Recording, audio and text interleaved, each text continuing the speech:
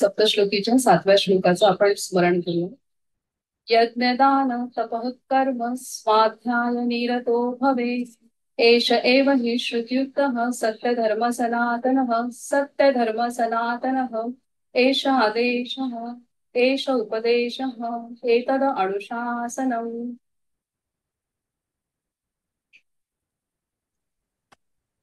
सर्वांना नमस्कार.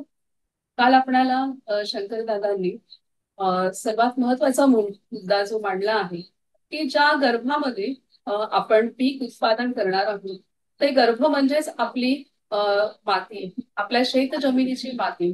तर शेत जमिनीची माती पहिल्यांदा सशक्त सुदृढ असणं अत्यंत आवश्यक आहे. तरच त्या भूगर्भामध्ये जे पीक आपण लावू त्यापासून आपल्याला चांगलं उत्पादन प्राप्त होऊ शकतं.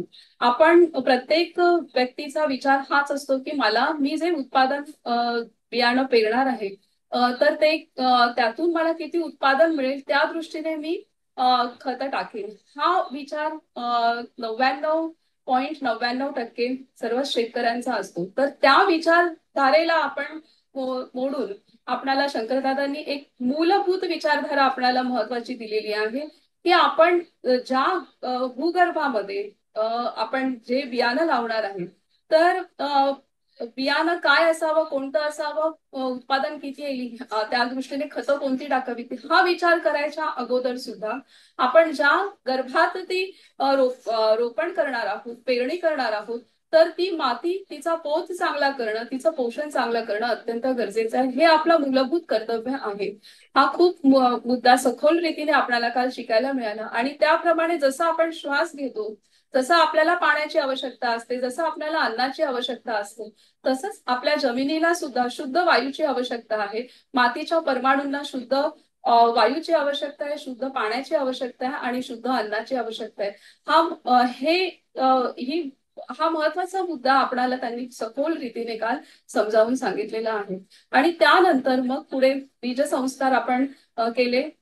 तर बीज संस्कारामुळे बीजांची शक्ती आणि बीजात असलेले दोष नष्ट होतात आणि बीजाची शक्ती, प्राणशक्ती बीजात असलेली ती वाढते आणि त्यामुळे त्याचा परिणाम चांगली पिकं येण्यासाठी होतो. आणि सगळ्यात महत्वाचं सांगितलं की जेव्हा आपण अशा रीतीने सशक्त आपला गर्भ तयार करतो, जमिनीची पोत तयार करतो, माती आपली सशक्त होते, त्यावेळेला आपण जे काही पीक तिथं उत्पादन लावू तर त्याची जी वाढ होते तर त्याची वाढ ही सर्वांगीण वाढ होते.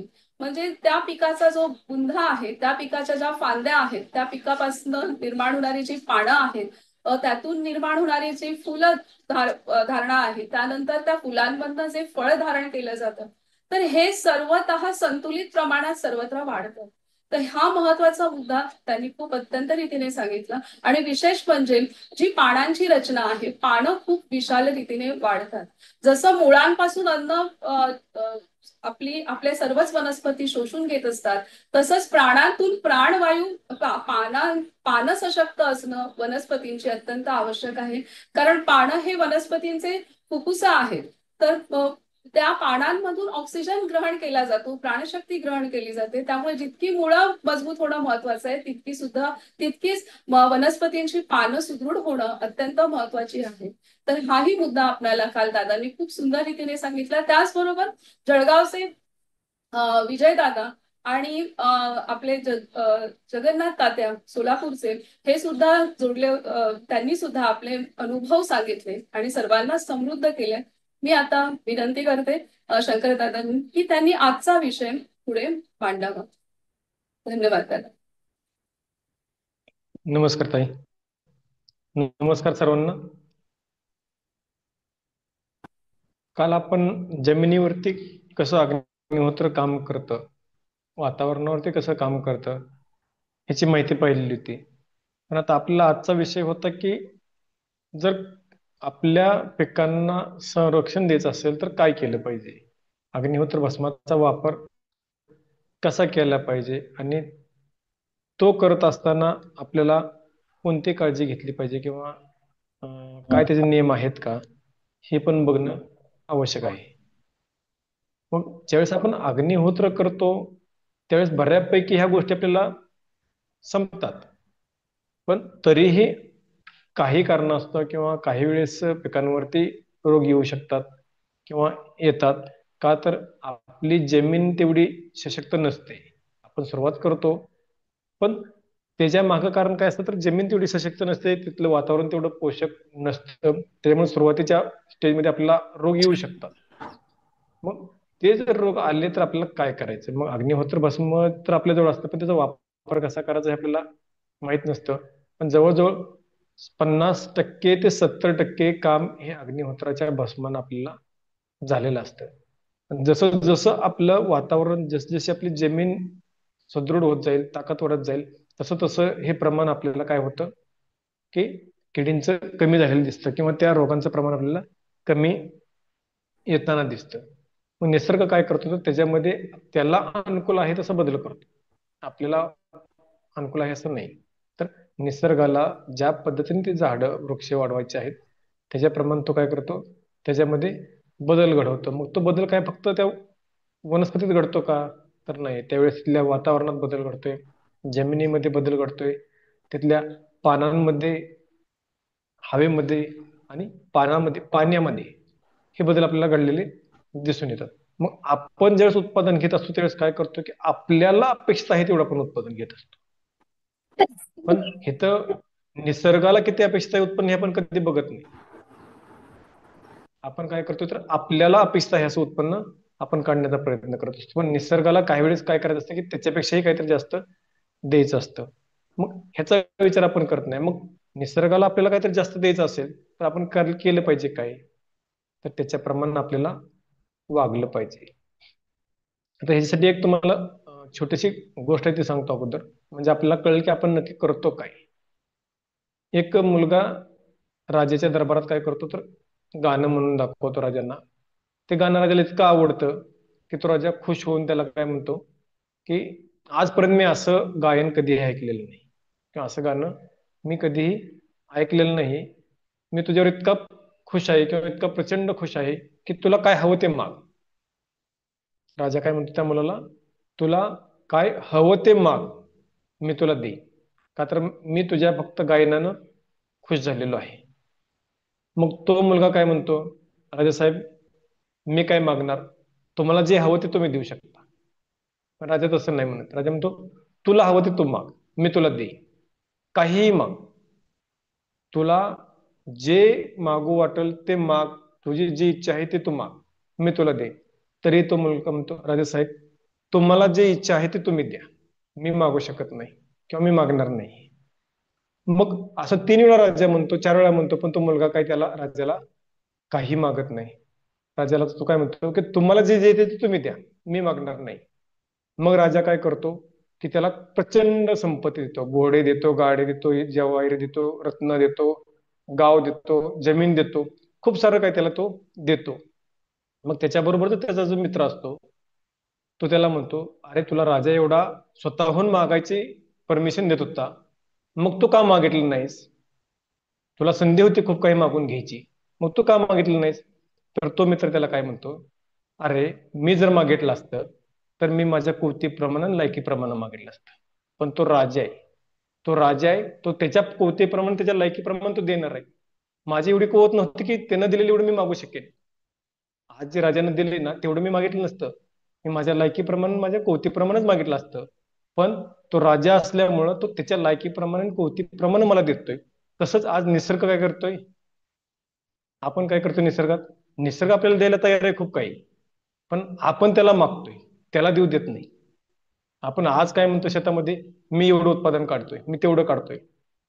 मग निसर्गाला त्याच्यापेक्षाही काहीतरी जास्त तुम्हाला द्यायचं आहे. जसं राजाला त्याच्या कुवतीपेक्षा जास्त दिलं राजाने, त्या मुलाच्या कुवतीपेक्षा त्या राजाने त्याला जास्त दिलं. मुलानं मागून मागून किती मागितलं असतं, घर गाडी दे, पैसा दे, बंगला दे, झालं एवढंच. पण त्याला जे काय संपत्ती मिळाली ते राजाच्या हिशोबानं राजानं दिली. मग आज आपण काय करतोय, माझ्या हिशोबानं मी शेतात उत्पन्न घेतोय, पण निसर्गाला आपल्याला ह्याच्यापेक्षाही काहीतरी जास्त द्यायचं आहे, पण आपण निसर्गाला ते देऊ देत नाही. का? तर मी माझ्याप्रमाणे त्याला वापर करतोय, मी माझ्याप्रमाणे त्याला ट्रीटमेंट देतोय, मी माझ्याप्रमाणे तिथल्या गोष्टींना हँडल करतोय. म्हणून काय होतंय, की आपल्याला मर्यादित यश येतंय. मग जर आपल्याला त्या राजाप्रमाणे जर आपल्याला प्रचंड संपत्ती घ्यायची असेल, तर आपण त्या काय केलं पाहिजे, राजालाच सांगितलं पाहिजे की तुला काय द्यायचं ते दे, मी फक्त माझं काम करतो. म्हणजे काय करतो, की मी माझं फक्त अग्निहोत्राचं काम करतो.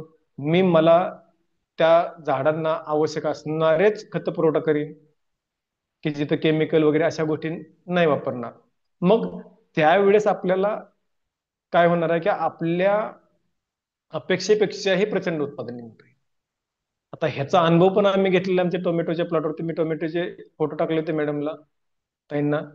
आणि आज टोमॅटोचे मालक पण इथं उपलब्ध आहेत आपल्या बरोबर ऐकायला, की म्हणजे आपण ज्यावेळेस आपण मागत नाही त्यावेळेस निसर्ग किती देतो, त्याचं उदाहरण आम्हाला बघायला मिळालं. की आज टोमॅटोच्या प्लॉटला त्या की पानापेक्षा फळांची संख्या जास्त आहे. पानापेक्षा फळांची संख्या प्रचंड प्रमाणात आहे.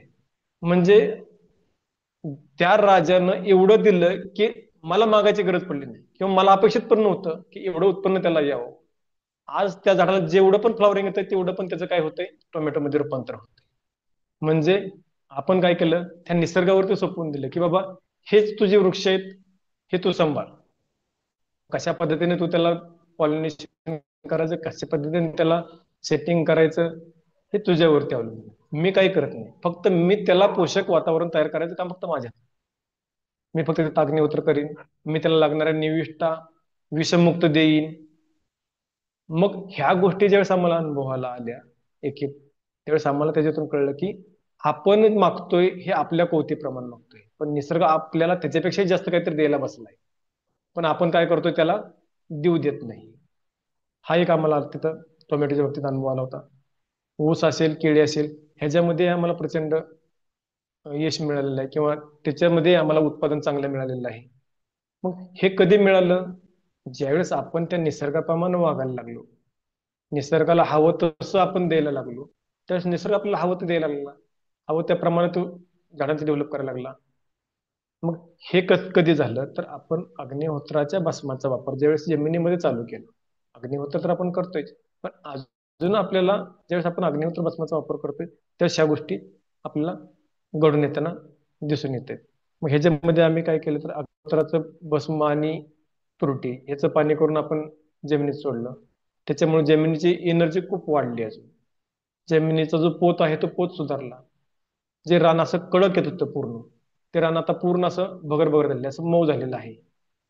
मग ज्यावेळेस रानाची पोत बदलतोय, रानाची क्वालिटी बदलते, त्यावेळेस ऑटोमॅटिक आतून जे आपल्याला जमिनीतून जे आपले मायक्रोन्युट्रिएंट असतील किंवा एनपीके असेल, ती जी बाष्पीभवन होऊन जाणार आहेत, ती जायची थांबली.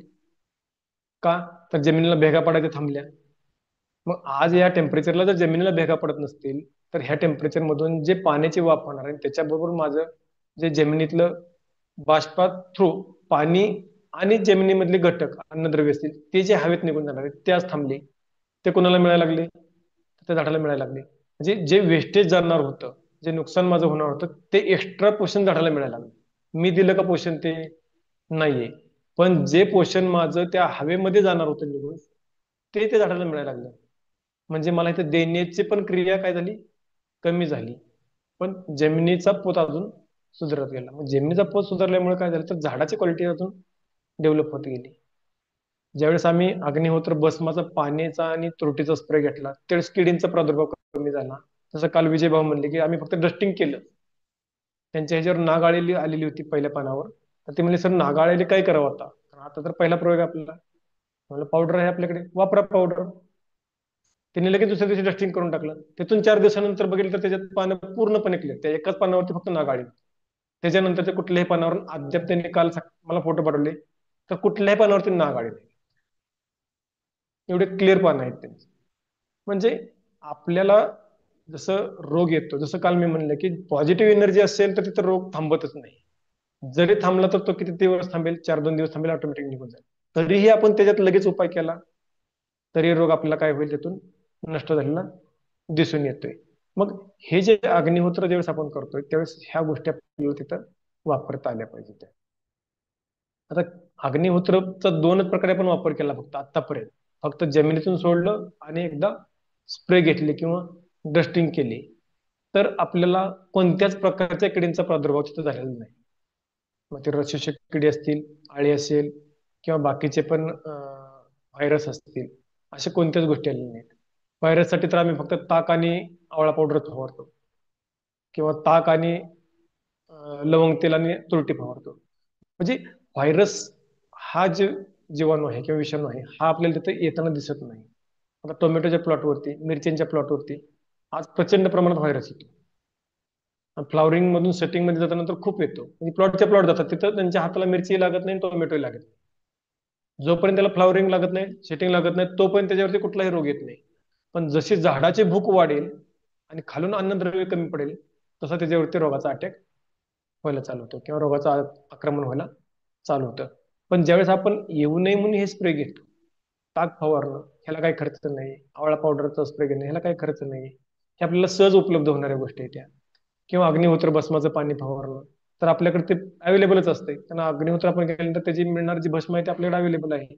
मग ह्या ज्या गोष्टी आहेत, ह्या गोष्टींना आपण कुठल्याही दुकानात जायची गरज पडत नाही.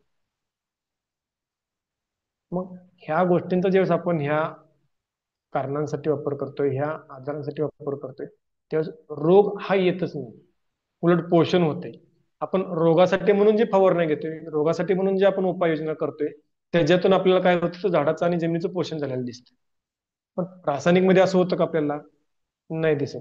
कारण रोगासाठी औषध फवारल्यानंतर झाडाचे इम्युनिटी पॉवर विकनेस होते, त्याच्यावरती विकनेस पण येतोय. नंतर त्याला तरतरीत करण्यासाठी परत टॉनिकचा स्प्रे घ्यावा. म्हणजे काय?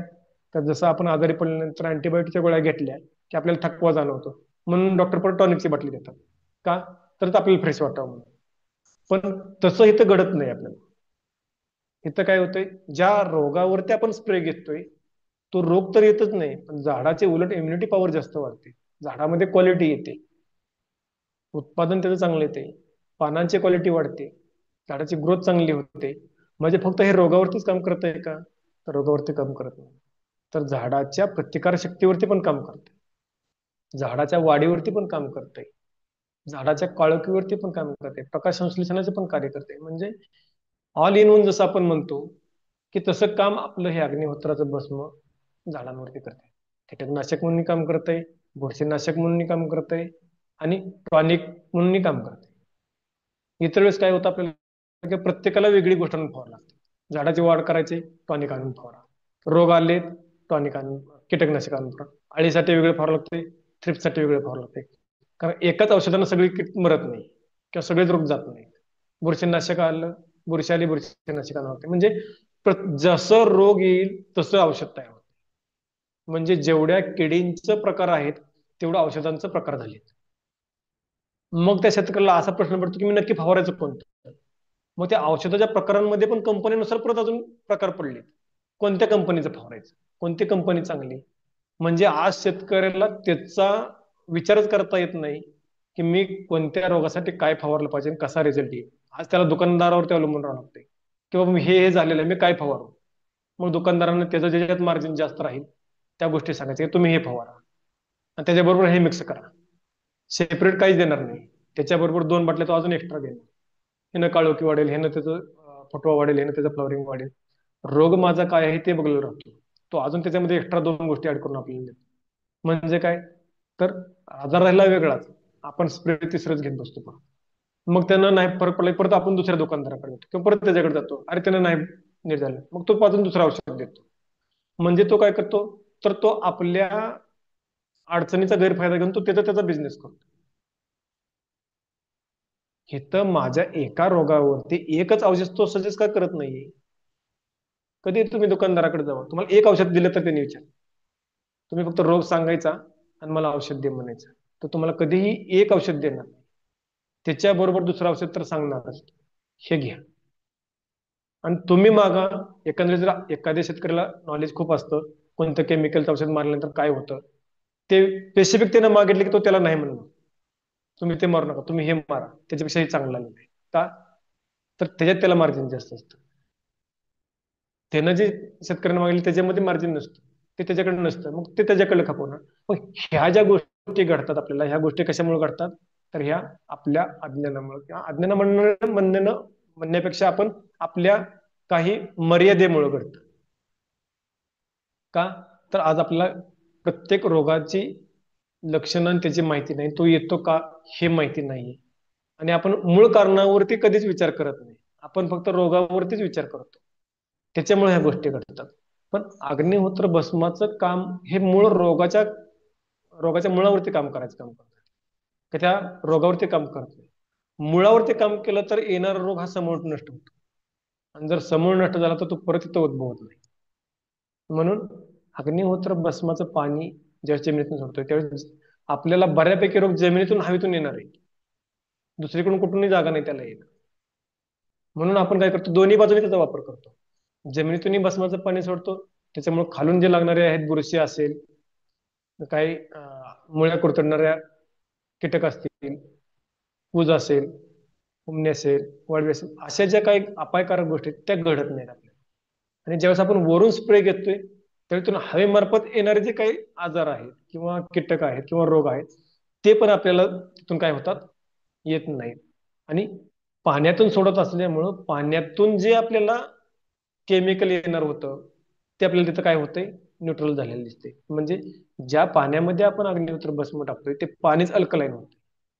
आणि आज पिकांना आणि शरीरांना काल जर सांगितलं की अल्कलाईन पाण्याची गरज आहे, आज पिकं अपडेट का करत नाहीत? जमिनीतलं पोषण मूल्य त्यांना घेता येत नाही का? तर जमिनीचा एवढी त्याची दाहकता वाढली की त्या पिकांना उचलताच येत नाही, मुळं त्याचे कार्य करत नाही.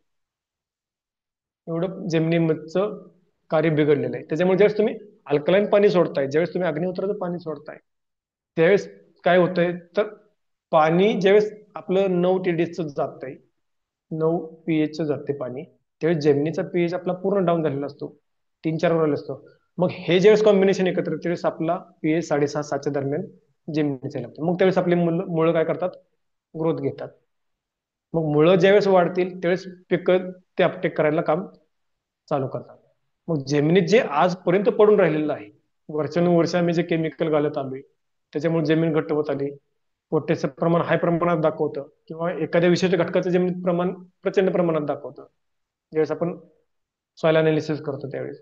मग हे जर जमिनीत असताना पण मग पिकांना वर्ण द्यायची का गरज आहे? जमिनीत जर हे घटक असतील, एवढ्या एवढ्या प्रमाणात आपल्या अनालिसिसला दाखवतं की हे तुमच्या जमिनीत प्रचंड प्रमाणात आहे, मग तरीही पिकांना वरून देण्याची गरज भासते का? भासते? त्या जमिनीत तर आहे तरी बी घेऊ शकत नाही का? तर त्याच्या मुळ्या आजारी पडलेत. मग त्याला काय करावं लागतं आपल्याला, तर त्या मुळ्या सशक्त करावं लागतं. जसं आता आपण नॉर्मल व्यक्ती ऑक्सिजन घेतोय, बरोबर आहे, पण एखादा पेशंट आजार आहे, तो व्हेंटिलेटरवर गेलाय, मग त्याला ऑक्सिजन नाही का हवेमध्ये, त्याला बाहेरून ऑक्सिजन द्यावा लागतोय. म्हणजे असं आहे का की तिथला हवेतला ऑक्सिजन संपला त्याच्या भोवतीचा? नाही ना, त्याची ऑक्सिजन घ्यायची क्षमता कमी झाली. म्हणजे काय झालंय, तर त्याला उपलब्ध असणारा ऑक्सिजन घेता येत नाहीये, त्याच्यामध्ये त्या प्रकारची डिफिशियन्सी निर्माण झालेली आहे. त्याच्यावरती काम केलं पाहिजे, नाही की त्याला ऑक्सिजन दिला पाहिजे. ऑक्सिजन द्या तुम्ही, पण ऑक्सिजन घेण्यासाठीची त्याची कार्यक्षमता आहे ती वाढवली पाहिजे. आज आपल्याला ते होत नाही. जसं मुळ्यांना अपटेक करण्याची क्षमता वाढवली पाहिजे, ते आपण बघत नाही. त्यांना फक्त बाहेरून अन्न द्यायचं आपण काय करतो, व्यवस्था करतो. पण तिथलं आहे ते मुळे काय करतात, उचलू शकत नाही. म्हणून त्यांना उचलण्यासाठी आपण प्रवृत्त केलं पाहिजे. जे तिथं पडून राहिले ते त्यांना घेण्यासाठी आपण काय केली पाहिजे, मदत केली पाहिजे. तर आज शेतकरी तसं करत नाही, मुळांकडे लक्ष नाही देत, ते का उचलत नाही हे बघत नाही. म्हणून आपण काय करतो, मग हे अग्निहोत्राचं पाणी ज्यावेळेस तिथं देतो, तुरटीचं पाणी देतो, त्यावेळेस तुरटीचं काम काय आहे, तर जमिनीमध्ये खोलवरती त्या पाण्याला घेऊन जाण्याचं काम करतं. मग जसं जसं जेवढं पाणी जमिनीमध्ये खोलवरती जाईल तसं तसं काय होत जाणार आहे, तिथली जमीन पोकळ होत जाणार आहे, जमीन भुसभुशीत होत जाणार आहे, तिथली घट्टपणा कमी होत जाणार आहे. मग तिथल्या मुळ्या काय होणार आहेत, आपल्याला प्रचंड प्रमाणात चालायला लागतील. तिथलं पोषण मूल्य त्याला घटकाला लागणार आहे, झाडाला लागणार आहे, ते ते काय करणार आहे, घ्यायला लागतात. मग ह्या गोष्टी आपल्याला ह्या अग्निहोत्राच्या भस्मानं घडू शकतात. बाकीच्या आपण आतापर्यंत आपण ह्युमिक ऍसिड आणलं, फॉस्फरिक ऍसिड आणलं, ते फक्त झाडांच्या मुळातल्या स्टोरेजला स्ट्रोक देण्याचं काम करतं. मुळं कुठलीही चालवत नाहीत. हुमिक ऍसिड असेल किंवा फॉस्फरिक ऍसिड असेल, ते रान फक्त पोकळ करतं. आणि झाडामध्ये एक असं हार्मोन्स असतं की ते मुळी चालवायचं काम करतं. त्याला फक्त स्ट्रोक द्यायचं काम हे घटक करतात. ती मुळी चालवत नाहीत आणि कोणतंच औषध मुळी चालवत नाही.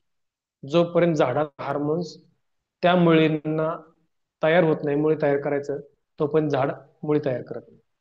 पण आज आपल्याला काय वाटतं की ते औषध सोडलं की मुळी तयार होते. नाही, झाडानं त्याच्या प्रतिकूल परिस्थितीत जगण्यासाठी स्टोरेज त्या खोडामध्ये केलेलं असतं. त्या स्टोरेजचा वापर आपण काय करतो तर झाडाची मुळी काढण्यासाठी करतो. मग आपल्याला झाडाची मुळी चांगली चालली, ती झाड टवटवीत होतं, सगळं झाड चांगलं दिसतं, पण त्याला फ्लॉवरिंग नसतं किंवा फ्रुटिंग नसतं किंवा त्याला लागणारं फळ तेवढ्या प्रमाणात नसतं. का? तर त्यानं स्टोरेज करून ठेवलेलं असतं की त्याला उत्पादन घेण्यासाठी. पण आपण ते स्टोरेज कुठं वापरलेलं असतं तर मुळासाठी. मग त्याला स्टोरेज कुठून येणार? मग परत आपण फ्लॉवरिंगसाठी स्प्रे घ्या, फ्रुटिंगसाठी स्प्रे घ्या, ह्या गोष्टी कराव्या लागतात. पण ज्यावेळेस आपण अग्निहोत्र करतो ना, अग्निहोत्राचं पाणी ज्यावेळेस सोडतो त्यावेळेस ते झाडातल्या कुठल्याही स्टोरेजचा वापर करून घेत नाही. झाडातलं स्टोरेज हे तसंच राहतं. पण त्या झाडाला लागणारं वातावरण तिथं तयार करून देते जमिनीमध्ये, की त्यानं ते मुळी तयार तिथं करावी. तशा प्रकारचं हार्मोन्स तिथं तयार करण्याचं वातावरण तयार करून देतं. म्हणून तिथं झाड ते मुळी तयार करतं. आणि त्याच्यातून मग झाडाची डेव्हलपमेंट चांगली होते. मग त्याच्यातून फळधारणा चांगली होते. का? तर झाडातल्या स्टोरेजचा वापर त्याने त्याच्या फळधारणेसाठी केला, त्याच्या प्रतिकूल परिस्थितीत तग धरण्यासाठी केला. म्हणून झाडाला कोणतीही आपल्या इजा होत नाही.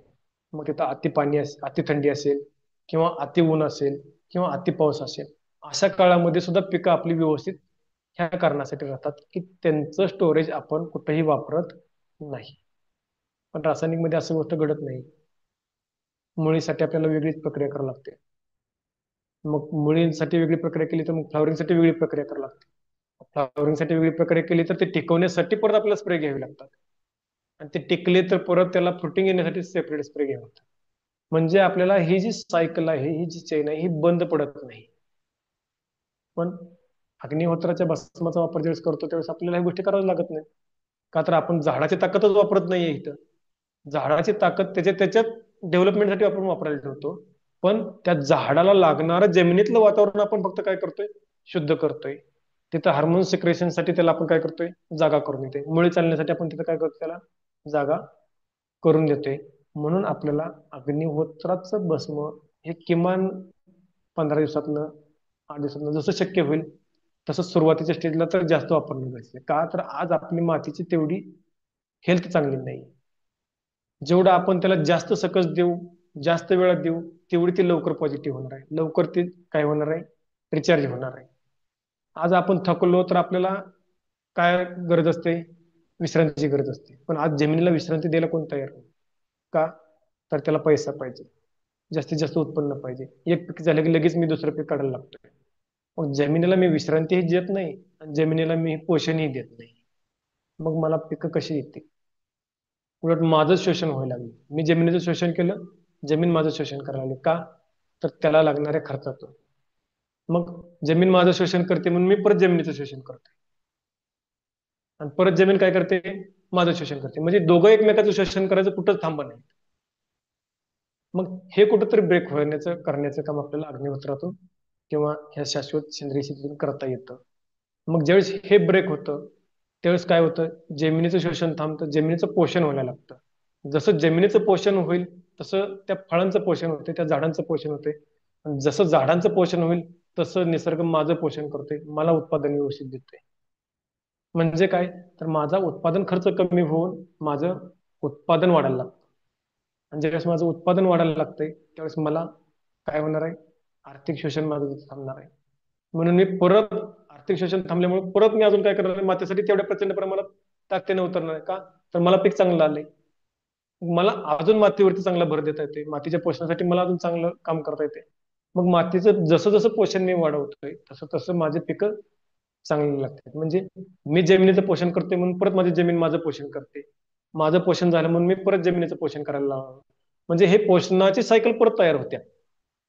जशी आतापर्यंत आपली शोषणाची सायकल तयार झाली, पण अग्निहोत्रातून माझ्या विचाराचं पोषण झालं, माझ्या कृतीचं पोषण झालं, कृतीचं पोषण झाल्यामुळे मी माझ्या जमिनीचं पोषण केलं, जमिनीचं पोषण झाल्यामुळे माझंच परत जमिनीनं काय केलेलं आहे, कुटुंबाचं आणि माझं पोषण केलं नाही, म्हणजे हे पोषणाची सायकल तयार होते. नाही की इथं कुठल्या शोषणाची सायकल तयार होते. आपण कुठल्याही किडीला मारत नाही. या शाश्वत सेंद्रिय शेतीमध्ये किंवा या अग्निहोत्रामध्ये आपण किटींना कुठल्याही मारत नाही, कुठलीही आपण तिथं हत्या करत नाही.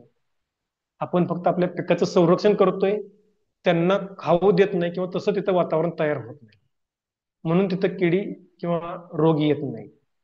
पण रासायनिक मध्ये काय करतोय, आपण त्यांची हत्या करतोय, त्यांना मारतोय. मग आपण म्हणतो ना, कर्माची फळं भोगावी लागतात. जसं जसं आपण त्यांना जेवढं मारत जाईल तसं तसं त्यांची पुढची पिढी डेव्हलप होत जाते, तेवढी स्ट्रॉंग त्या रोगांसाठी किंवा त्या औषधांसाठी. मग आज आपण 1 मिली 2 मिलीचं प्रमाण आज 10-10 मिलीपर्यंत गेले, तरी पण किडी मरत नाहीत आपल्याला. का? तर किडीनं त्यांचं डीएनए चेंज करत नेला, त्यांचा डीएनए त्या औषधाच्या प्रमाणात त्याने चेंज करत नेला.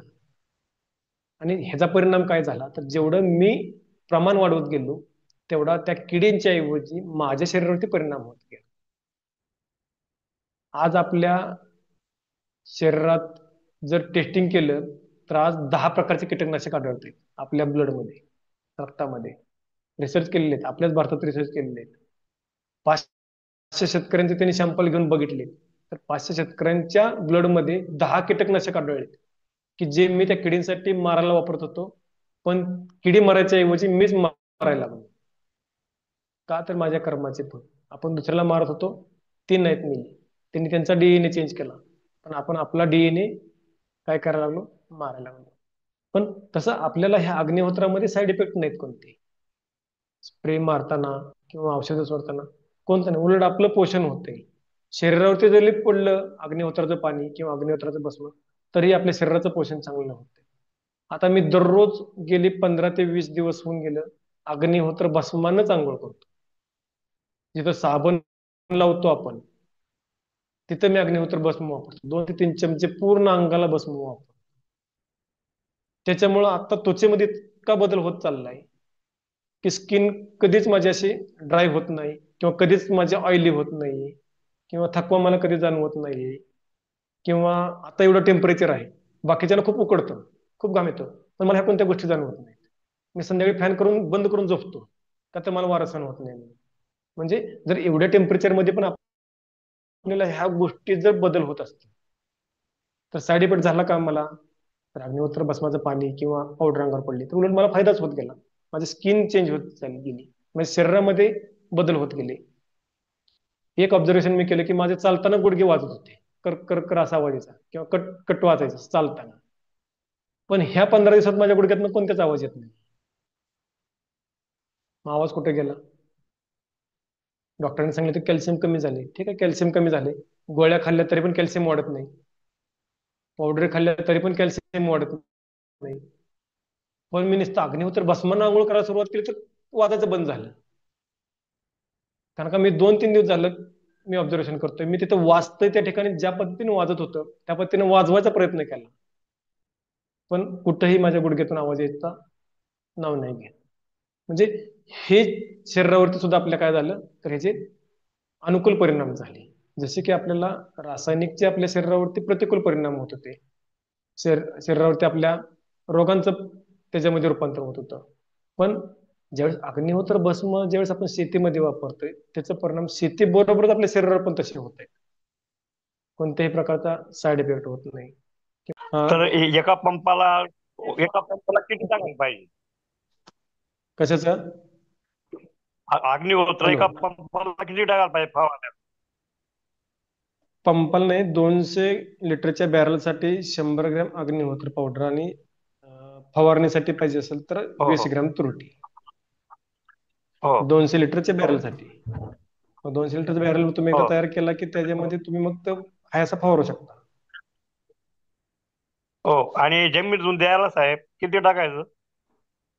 200 लिटरच्या बॅरलसाठी आपल्याला हॅलो, 100 ग्रॅम तुरटी आणि 100 ग्रॅम अग्निहोत्र बसून, दोन्ही 100-100 ग्रॅम घ्यायचं. असं आहे का?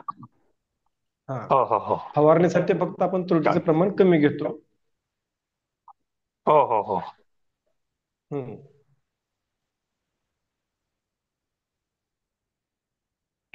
शेती ऍक्च्युली नॉर्मल पब्लिक करता हेल्थ करता कोणते कोणते तुम्ही प्रयोग केलेत आतापर्यंत, जसं म्हणजे स्नाना करता वापरतायत, पिण्याच्या पाण्यातनं किंवा अन्नातनं, असं काय तुम्ही केलेत तर सांगा.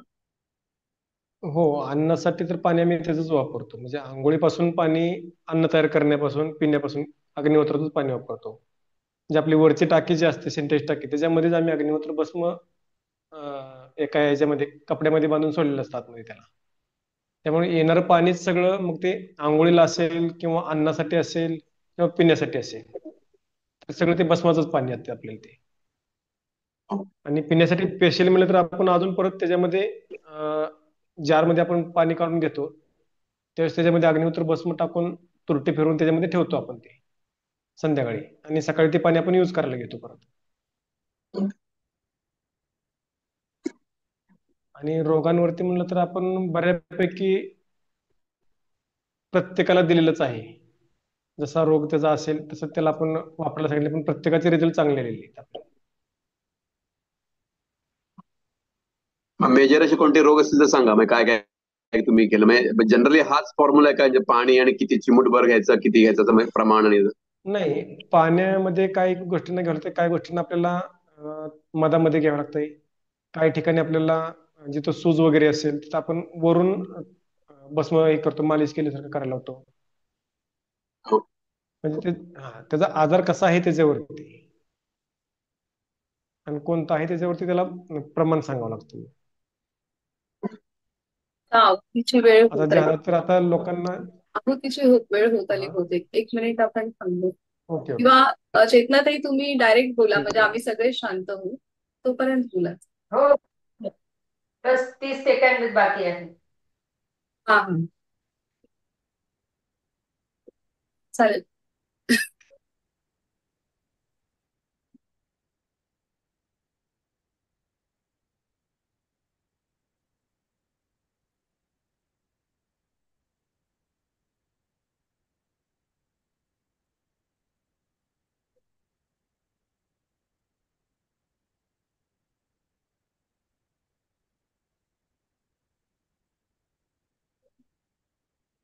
अग्नये स्वाहा, अग्नये इदं न मम, प्रजापतये स्वाहा, प्रजापतये इदं न मम.